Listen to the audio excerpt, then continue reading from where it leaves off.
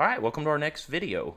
These videos are all about learning the fundamentals in how to program inside of VEXcode IQ. So, let's go ahead and get started. Now, this video is going to assume that 1, you've already built the sensor board that you see down here in the bottom of the screen, and 2, you already understand how to hook up the sensors to the brain.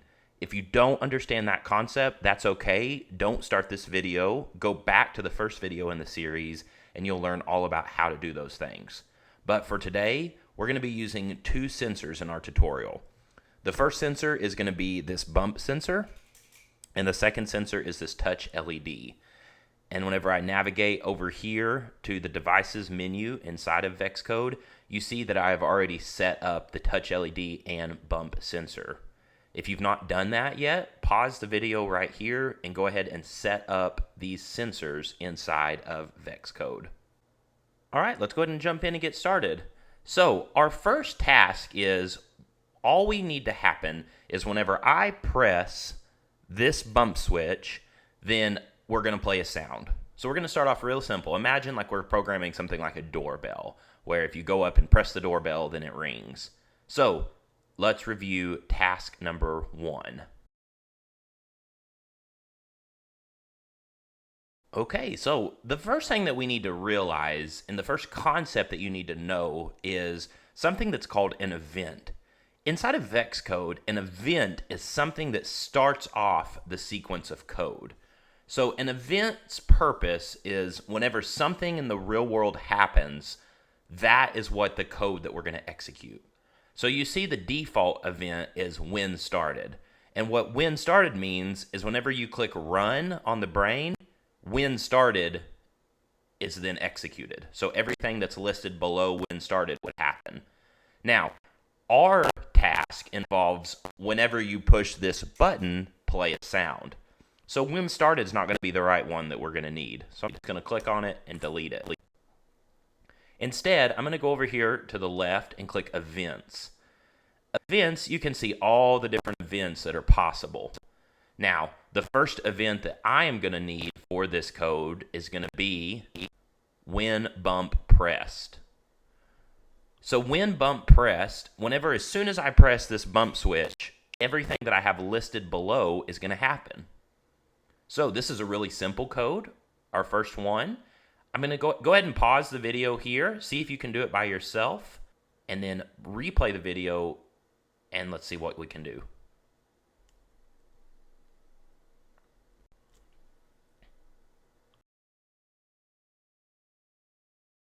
All right, here's the answer. So underneath sound on the left, you're going to grab the tile that says play sound, drag it and drop it right there, and this is a really simple code. Whenever you press the button, we want a sound to play. So now it's time to download this code to the brain to make it actually work. So I'm going to need to do a couple of things. The first one is on this brain, there's a battery plugged in. You see the battery. Go ahead and push the little button on the battery to make sure that the battery is in fact turned on. Press the check mark on the top of the brain to turn on your brain. And then grab a USB-C to plug into your brain. Now that I've successfully plugged the USB-C into the brain, you see inside of VEXcode, now it says download. It's ready to download what I've coded to the brain. I'm going to go ahead and click download. And now on the brain, you're going to see where the name of what I've coded is here and ready to go. So in order to run the program, I'm going to click the check mark. Now the program is running. You notice that nothing has happened. It's just a black screen. Well, that's because we don't have anything underneath a when started. The only tile that we have is listed under a when bump is pressed. So let's check it out and see how it works. You see I pressed the bump sensor and it played the sound. Awesome, we got our first task done. Sweet, now that we've finished our first task, let's move on to the next task. So now that we've got it working where if I press the bumper switch, it plays a sound, I want to make it a little bit more complicated. So now I want to change my code so that the sound is only played if I'm touching the touch LED whenever the bumper is pressed. So my finger must be touching the touch LED whenever the bumper is pressed. And if both of those things happen, then let's play the sound. So let's stop. Let's take a second to read our task and see if we can figure out how we could program that to work. Now the key word from that task is if. So I only want this to happen if something is true. So how we're going to do an if is there's underneath VEXcode, there's something that's called control. Look over here on the left and click control. You see that control brings up these C-shaped blocks. We have one that's called repeat, we have one that's called forever, and then there's this one that's called if, then. This is the block that I'm going to want to grab. I'm going to move this play siren off over here to the right, and I'm going to snap this C-shaped block right here. Now what this C-shaped control block says, if something, then. So back to our task. Our task says, if you're touching the touch LED, then I want you to play the sound. So that means I need to drop this play siren right here. So now the only thing that's missing is there's this hexagon shape. This hexagon shape is something that's called a Boolean. Oh, there's a new vocab word for us. Boolean, a statement that is either true or false. Booleans are represented by hexagon shapes. So now that you know what a Boolean is, let's figure out which Boolean we could drop right here. Now, any of these blocks that are going to be shaped like a hexagon is going to be able to be dropped in this blank Boolean space. Now, we're going to need to use a sensing because we're getting data from a sensor. So underneath here, whenever you see this sensing is full of blocks that collect data from sensors. Just like how our hands and eyes and ears gather data, so these blocks underneath sensing are going to gather data from the sensors, and we can use that data to then execute the code. So if you look under here, underneath touch LED sensing, there's one that says touch LED pressed. So go ahead and grab this touch LED pressed, drop it in there. Let's download the code and let's see if it works. Okay, so I'm going to go ahead and click run on the brain to start running the program, and I'm going to push the button. There's no sound that's being played. That's because I'm not touching the touch LED whenever I push the button. So now let's see if it works. And congratulations, we've made our next task successfully complete. Okay, we have one more task left for this video. Now, in this next task, I need to think about, I've made it to where you have to be touching the touch LED in order for the sound to work. But if I'm not touching the touch LED and I push the bumper, basically nothing happens.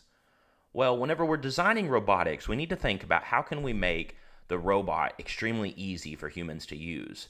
And if I'm wanting this feature to work and I need it to be where both sensors have to be pressed in order for it to work, I might want to tell whoever's using this robot, hey, you probably need to put your finger here.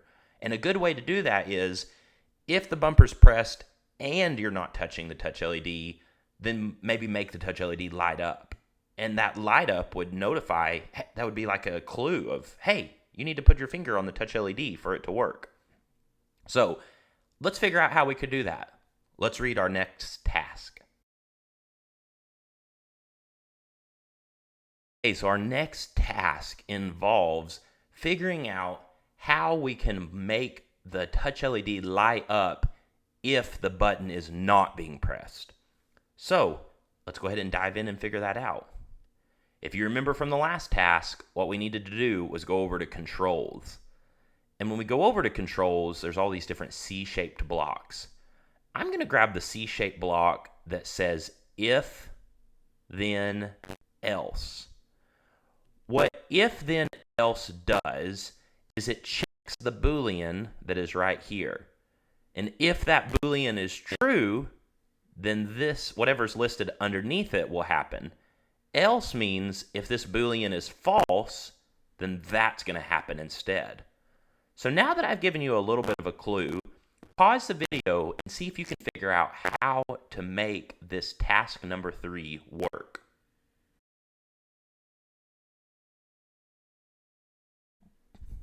All right, you ready for the answer? So first thing I'm going to need to do is get this out of the way. And then I'm going to snap this right here.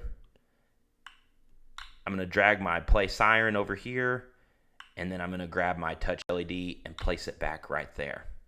Then I don't need this C block anymore, so I'm going to drag it over there to delete it. Now let's stop and read what our code says. When bump is pressed, if touch LED pressed, then play the siren. So this little Boolean, touch LED pressed, this is going to return true or false. If it's being pressed, it's true, which means it'll do this. If it's not being pressed, then it's false. And if it's false, it's going to do whatever is listed underneath this else. So that means underneath this else, we need to go over here to looks. And we want to draw the user's attention over to LED by making it light up a color. So we're going to turn it to red. Let's go ahead and download this to the brain. Click the check mark to run it. And let's see. So whenever I touch this bumper without touching the touch LED, it should turn red. And it does. Now, this time, I'm going to press my finger on it and push the bumper. And it plays the sound. That's great. Now, here is the challenge for you. And for this challenge, I'm not going to give you the answer. The challenge is, notice that the touch LED is still red. I only want the touch LED to be red for just a little bit. I don't want it to stay red forever. I just want it to turn red for a little while and then go back to being turned off. So your challenge for this video is to figure out how can you make this turn off after a little bit of time. We don't want it to be red forever. So good luck in coding. Let's see what solution you can come up with. And whenever you're ready for the next video, go ahead and get started because there's lots more exciting fundamentals to cover. Have a great day.